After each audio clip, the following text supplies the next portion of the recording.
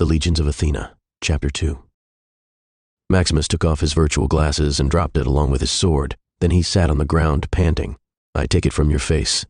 The big monkey wiped the floor with you again." Max?" Someone pointed out from behind. Maximus didn't have to turn around to know who it was. It was a voice he would recognize in his sleep. It belonged to one of his best friends, Hedger. "You're up early. I mean, it's not even noon yet," Maximus retorted with a grin. "Well, forgive me for wanting to catch up on my beauty sleep," replied Hedger as he glided over Maximus. Hedger was a sprite, a race of creatures that only grew to about 3 to 4 feet. They had arms and legs similar to humans, but they also had a tail, which they mainly used to hang upside down while they slept. They had snouts and pointy ears, which made their heads look like that of a dog. But what really made a sprite special were its wings, 2 long wings that helped them fly short distances and glide. Sprites also came in a variety of colors, and Hedger was mostly green along with his wings. This implied his full name was Hedger Greenwing. Hedger helped Maximus get up to his feet again. "So why are you up early anyway?" Maximus asked. "It wasn't my idea, trust me," Hedger said. "Just got a call from Daedalus on this thing," he explained. He held up the cell phone and showed it to Maximus. The cell phones, or mobiles as they were called, were completely new technology to the two of them. Mobiles were a piece of technology available only in Minerva. The first time either of them had seen one was when Daedalus had given it to them when they moved into the West Tower. According to him, they could be used anywhere in Minerva, but not outside the country, because no other country had the towers that were essential to make them work. Thus, the rest of the world still depended on land phones and magical messages, but not Minerva. Minerva had always been decades ahead in technology. "So what did he want?" Maximus inquired. "No idea," Hedger replied. "When it began to ring, I threw it under the bed thinking it was the alarm. It took a few seconds for me to realize that I hadn't set an alarm. By the time I got up to answer it, the phone had stopped ringing." Maximus rolled his eyes as Hedger grinned sheepishly at him. "So why didn't you call him and find out?" Maximus asked. Hedger shifted around a bit and said, "Well, the phone did not exactly stop ringing on its own, you see." Maximus took the phone from him and examined it. "You broke it."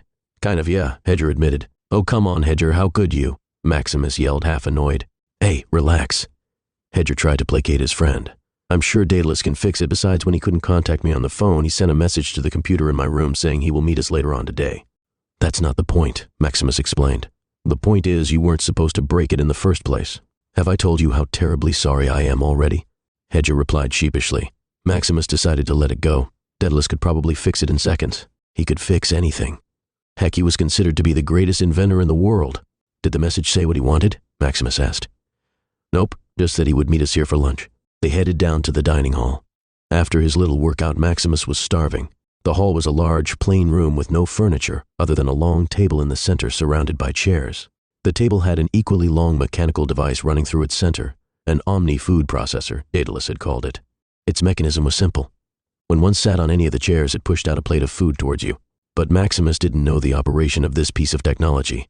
However, it wasn't the functioning that bothered him, but the food it produced. For one thing, there was no choice regarding the kind of food. It just served whatever it liked. It had a menu preset for the week, and there was no way of changing it.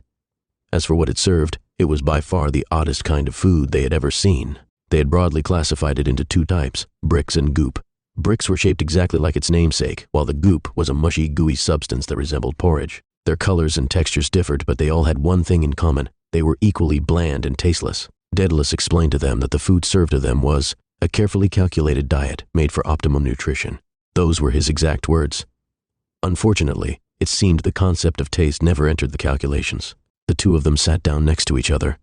Within seconds, the machine dished out 2 plates to them. "Hooray, yellow goop today," remarked Hedger said dryly.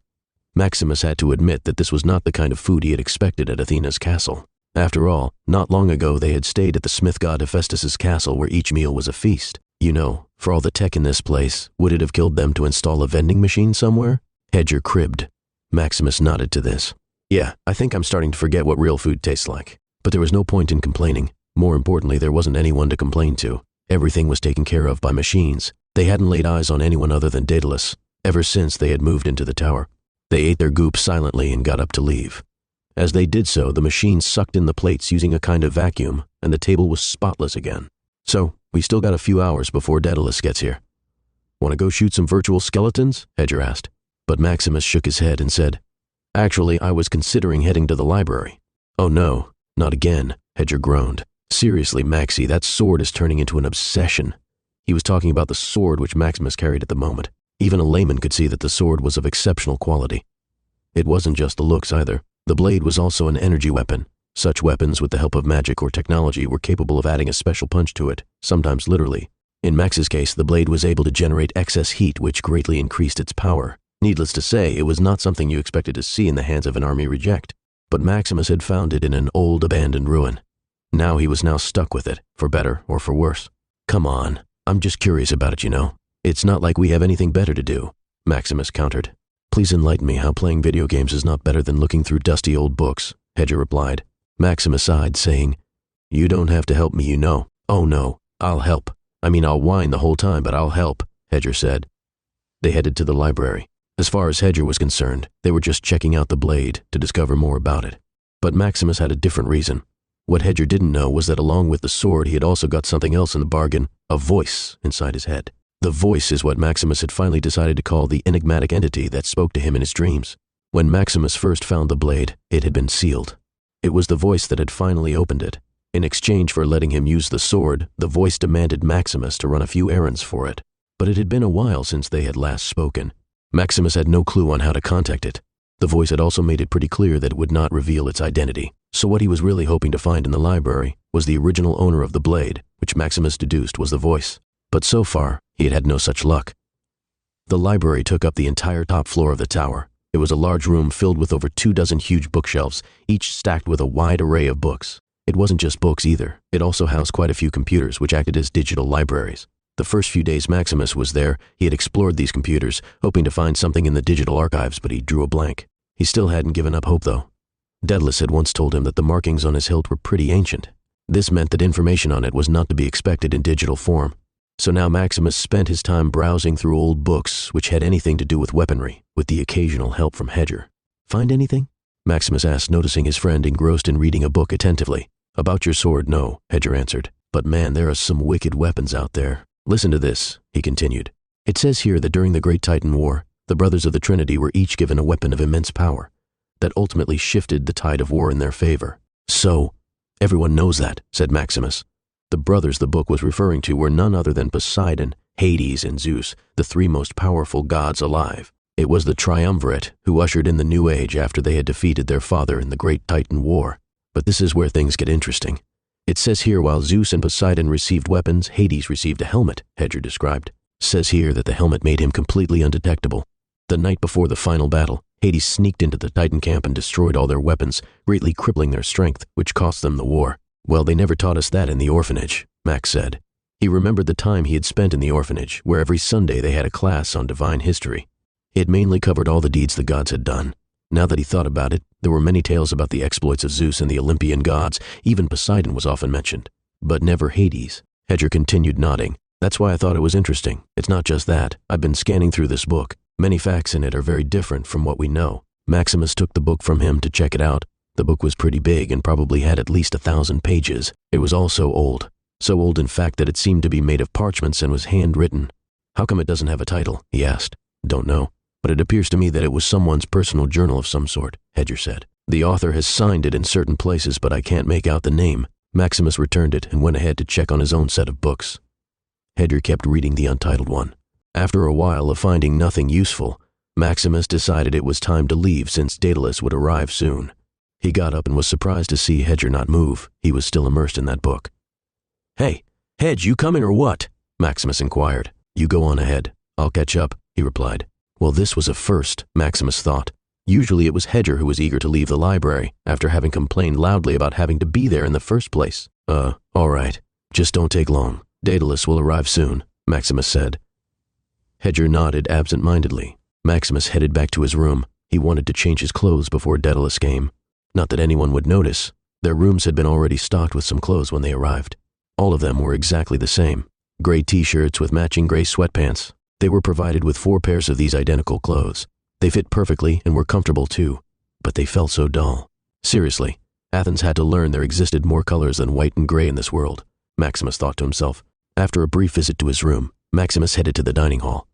As he opened the doors to the place, he saw that Daedalus was already there, with his gray hair neatly combed and wearing a suede suit. He wasn't alone, though. Towering next to him was a huge minotaur with a bionic arm and a metal eye that rotated into focus along with his regular one as he saw him, Rex. Look who finally decided to show up, Maximus said as he greeted his friend with a half hug. Rex grinned at him and said, "Trust me, I would have come sooner if the docs here just let me. I was fine in a couple of days."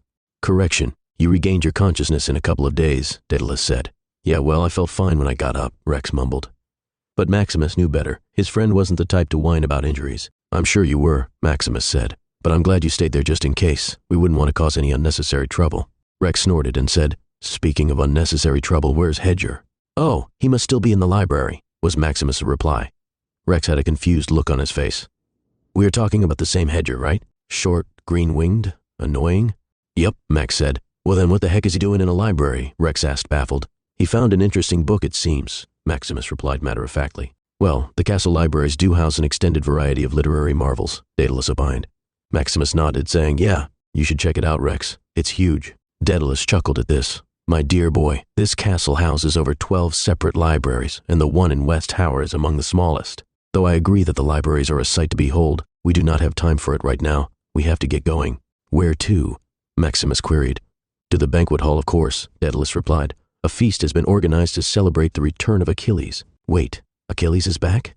Maximus asked. "Yes, he got in this morning and is currently resting," Daedalus said. "He had left so hastily after our arrival. Empress Athena has arranged a banquet in his honor for rescuing me and for other services he has done for the country.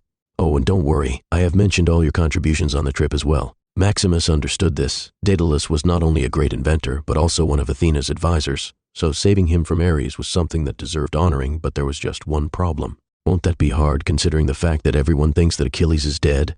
Maximus asked. "Ah, a clever question indeed, Maximus," Daedalus said. "But this is not the first time Achilles has helped out Minerva, and Empress Athena is well aware of the facts. So are most of the top officials.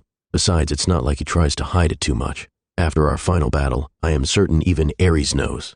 So this banquet will have a lot of you top dogs then, including the champion?" Rex asked. Daedalus shook his head. "No, he is too busy at the front lines to make it, so there's no need to worry." Maximus had nearly forgotten about Rex and Minerva's champion. A champion was a post given to one particular warrior in each country. They were not officially part of the army, and only answered to their god or goddess. They acted as a personal warrior to the god they served. Minerva's champion had a bit of history with Rex, as he was the one responsible for decapitating his left side in the first place. They all stood there in an awkward silence. This was not a topic Rex liked to discuss, but luckily they were saved as the doors opened and Hedger glided in. "I thought I smelled something ugly on my way here," Hedger quipped with a grin at Rex. "How can you smell ugliness?" Rex asked. "Would you just take the insult and shut up?" Hedger bantered with his tongue out. Maximus wasn't surprised at Hedger's behavior. It was the way he was. But he knew Hedger was really glad to have Rex back. "Well, it looks like everyone's here. Then shall we carry on to the banquet?" suggested Daedalus. "Banquet?" Hedger asked. "What banquet?" "It seems Achilles is back and the queen is throwing him a banquet," Maximus explained. "We have to go now? I mean, I'm not dressed for that," Hedger exclaimed. He was right about that. He too was wearing the same gray-colored clothes that Maximus was wearing. "Well, we have no time for that. I mean, the banquet itself is tonight, but I've been asked to help coordinate it," Daedalus said. "I tried to tell you earlier, but I couldn't get you on the phone," he added. "Well, if there's no time, we'd better hurry," Hedger said, quickly changing the subject. They proceeded to the hall. For the first time in weeks, they finally stepped out of the West Tower. As they walked to the banquet hall, Hedger moved forward to have a private talk with Daedalus about the broken phone while Maximus and Rex trailed behind. After a while, Rex asked, "By the way, where's Mia? I thought she would be with you guys." Maximus shrugged his shoulders, indicating he didn't know. "No idea. The last I saw her was on the day we got here. I haven't heard from her since," Maximus said. "Well, that's a bit odd. Maybe she'll be at the banquet," Rex guessed.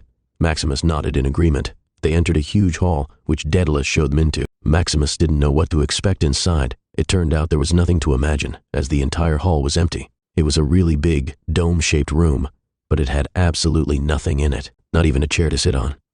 "Well, this is roomy," Hedger commented. There were a few people inside, though, around 11 in total. As they entered, one of them came towards them, to greet them, or at least to greet Daedalus. He was a man well into his 40s with a receding hairline and a potbelly. He also wore silver robes, which matched identical to those worn by few others in the room. "Ah, High Counselor Daedalus. So nice of you to join us," the man said with a very broad smile. "Dalton, I take it all the preparations have been taken care of," Daedalus replied. "Oh yes, High Counselor. We just need you to finalize the number of people for the afternoon," Dalton said. "Well, there will be 32 in all, including myself," he replied. "Very well then, sir," Dalton said. Then he turned to face the middle of the room, clapped his hands twice and shouted, 32. At these words, something huge and circular began to rise from the middle of the room. When it came out completely, Maximus realized it was a huge round table. Once the table was affixed, the wall on the left of the hall opened, and no less than 32 chairs rolled out automatically and arranged themselves around the table. Then they were attached to the floor and were immovable. All the chairs looked similar, except for one placed at the head of the table. This one was a bit bigger and a lot more decorated than the rest. On top of that chair was a small sculpture of an owl with its wings spread and an olive branch in its beak. Maximus guessed that the chair was reserved for the queen. "My dear High Counselor, if you would join me, I would like to discuss the menu for tonight as well," Dalton said. "Oh yes, of course," Daedalus said. He turned to the others and said, "Why don't you all just make yourself comfortable while I handle this?" Saying so, he moved ahead rapidly, closely followed by Dalton. But just as they were leaving, the man Dalton turned to them and gave them a look of pure dislike. Is it just me, or did that guy just give us the stinky?" Hedger murmured. Maximus nodded. "Yeah, I don't think he likes us," he agreed. Rex snorted at this and said, "By the gods, you're only getting that now." Both Hedger and Max looked at the Minotaur a bit confused. "Haven't you guys met anyone since you got here? I mean, like one of the locals?" Rex asked. They shook their heads and Hedger said, "Not really. I mean, we were stuck in that tower since day one and the only one who visited was Daedalus." "Ah, well, that explains it," Rex said, scratching his chin. "Well then let me make it simple. They hate us. The whole damn country can't stand the sight of us. You know us being from Mars and all." Maximus was a bit surprised by this. They had been warned not to brag that they were from Mars, but it seems people found out anyway. "Trust me, there is going to be a lot more than dirty looks, guys," Rex continued. "Back in the hospital, most of them made it pretty clear that they didn't want me there." Maximus had a feeling Rex wasn't exaggerating. Around the room, the other people were glowering at them with disapproval and muttering under their breaths. He was starting to get a bit annoyed by this. Back in the trenches, they sometimes had travelers from Minerva, but he never remembered treating anyone like that. Then again, Mars had been at war with almost all its neighboring countries, so travelers from Minerva weren't particularly special to them. "I think I liked it better in that isolated tower," Maximus said. "Yeah, well, that seems to be part of the problem. It seems being a guest in the castle is a huge honor here. So, a lot of the people are offended that we are being allowed to stay here," Rex said. Hedger smirked at this. "Some honor. We've been eating nothing but bricks and goop for weeks. Send me back to the Vulcan capital any day." The hostile stares they received from every direction made them distinctly uncomfortable. More people started coming in, and none of them seemed too happy about their presence either. "I'm starting to think this was not such a good idea," Hedger said. "Bah, let them stare. It's all they do," Rex said. "Let's just go take a seat and wait for Daedalus." They walked towards the table and took seats next to each other.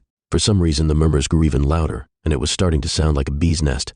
A few seconds after they had seated themselves, a person in armor came up to them and said, "What do you think you're doing?" It was evident from the voice that it was a woman. She wore a body armor that covered her completely. Even her face wasn't visible behind the helmet. Her tone clearly conveyed her fury. The armor itself was something Maximus had seen quite a few times before. It was the standard silver armor of the Minervian army. A long cavalier sword hung at her side. The three of them looked at each other hesitantly, not knowing to say, and did not meet her eyes. "Well, explain yourself," she commanded. "Last I heard, the likes of you weren't allowed out of the tower." The entire room was staring at them now. A few looked worried while others seemed to be nodding in agreement. Out of the crowd, a man walked towards them, an elf to be more precise. He had long silver hair and very pale skin, along with pointy ears. He was tall. All elves were usually a bit taller than humans. Maximus had seen elves before in the trenches, but they were not a very common race in Mars. But he had heard that Minerva was home to a high population of the race. "My lady," the elf said, "the Martians have been requested to join us at the banquet as our guests." "What?" shouted the lady, clearly outraged. "You expect me to dine with them? How am I supposed to hold down my food?" The crowd laughed at this, and a few of them cheered her on. "It is the Empress's wish," the elf said. The lady seemed to have no response to that, but then she turned back to the three of them and said, "That still does not give you the excuse to sit at the table before the queen has arrived. Do you think the rest of us are standing here because we are idiots, or are you openly disrespecting our queen?" Maximus was really starting to get annoyed by this person, but he knew better than to react. Instead, the three of them stood up. Hedger finally spoke up in the hope of calming things. "Listen, lady, we didn't know. See, we got up, no harm done," he said, flashing the best smile he could muster, but it wasn't enough. The lady pulled out her sword and grabbed Hedger by the collar and said, "I will decide if there is any harm done." Pam! The sound echoed through the hall as Rex had just tried to bring his bionic fist down on her face. But no avail. The lady had parried it with her blade. Things had gone sour real fast. All around them, the soldiers began drawing their swords and spears. Luckily, no one had brought any guns. Maximus had gone for his military knife, which he kept strapped inside his left shoe, but he really regretted not having his sword with him. "You dare attack me, you beast!" the lady screamed and charged at Rex. Maximus didn't know what to do. He couldn't just let this turn into a full-on battle. So he did the first thing that came into his head. He stuck his foot out in the lady's path. This worked out much more effectively than he had imagined, as the lady tripped and fell to the ground quite comically. The crowd was shocked to see this. There was a moment of dangerous silence in the room with all eyes watching the lady. She got up slowly, clearly humiliated by what had just happened. She unstrapped her helmet and threw it to the ground. She was glaring directly at Maximus with unbridled anger. Maximus, on the other hand, was surprised to see that the lady was definitely not old enough to be called a lady. She was a girl, probably around his age. Though her tone and posture was that of a much more mature woman, it was obvious now that she was young. Her hair was a pale blonde, her skin was a milky white, and she had big brown eyes, which would have been pretty if they were not so filled with rage at the moment. She started walking towards Maximus while muttering, "Why, you little piece of," with her sword ready to strike. "That's quite enough, Elisha," spoke a voice. Everyone turned to see that two men had just entered through the door. The man who spoke wore a light blue armor with silver edges. He had a matching blue battle helmet in his hand and wore a long cape with Athena's symbol on it. His armor was also decorated with various medals. He looked like he was in his 40s, but Maximus was certain he was much older. He had handsome features coupled with a well-groomed black hair and beard, both of which were specked with strands of gray. His intelligent gray eyes were now discontentedly piercing through the girl called Elisha right now. "General Odysseus," Elisha said, quickly sheathing her sword. She moved forward to greet him and saluted him smartly. So did half of the people in the crowd, all of whom Maximus guessed were in Athena's army. But Odysseus was still not happy with this. He gave them all a cold stare and uttered, "Explain." No one was armed now. Everyone had put away their swords or retracted their spears. Minervian spears were not like ordinary ones. They could be retracted to half their size, which made them easier to carry. All the soldiers looked stone-faced now. Even the anger on Elisha's face had disappeared. "General, I only reacted in self-defense," she began to say. "You put a blade to his throat. How were we supposed to react?" Rex shouted, pointing at Hedger. Elisha opened her mouth to argue, but decided not to after seeing the look on Odysseus's face. "Now we are all here to enjoy a nice meal," Odysseus said in a calmer tone. "So I suggest you all behave yourself, especially in front of our guest of honor." He was talking, of course, about the man standing right next to him. He was also dressed in battle armor, only his was as black as midnight, and according to legend, it was invincible. Maximus had seen this legend tested on countless occasions and had to agree to its claim. The armor covered his entire body, except for his head and left leg, or at least where his left leg should have been. This man had lost it a long time ago, and now he had a bionic one fitted instead. So from the knee downwards, the man had a leg made completely of metal, but this made him no less competent on the battlefield. His face was rugged and handsome, with features that were as perfect as those seen on sculptures. His hair was black and worn in the military cut, though it seemed to have grown a bit lately. He did have a stubble growing like he hadn't shaved for days. The one thing that stood out was a scar he had above his right eye, but even that just enhanced his looks. It was easy to see why the crowd looked at this man with such admiration, respect, and even a bit of fear. After all, Achilles was a man who deserved all of it. "Well, now that we have that settled," Odysseus resumed, "I suggest we continue with our business till the goddess arrives." The crowd slowly started to disperse, congregating in small groups. Finally, the three of them found themselves with Odysseus, Achilles, and Elisha. Odysseus addressed the girl again, but this time in a much softer voice. "I expected better from you, Elisha." The girl looked at him, showing no signs of emotion. "I apologize, sir. I didn't mean to disappoint you." "Don't you think you're apologizing to the wrong person?" Odysseus asked. Elisha threw them a disgusted look. Turning to Odysseus, she said, "I will consider it. Excuse me, sir." With that, she turned and walked away. "Call me skeptical, but I don't think she's going to consider it," Hedger commented. Odysseus turned to them with a warm smile. "I apologize for that one. She's a brilliant student and a powerful warrior, but her interpersonal skills could use some tuning.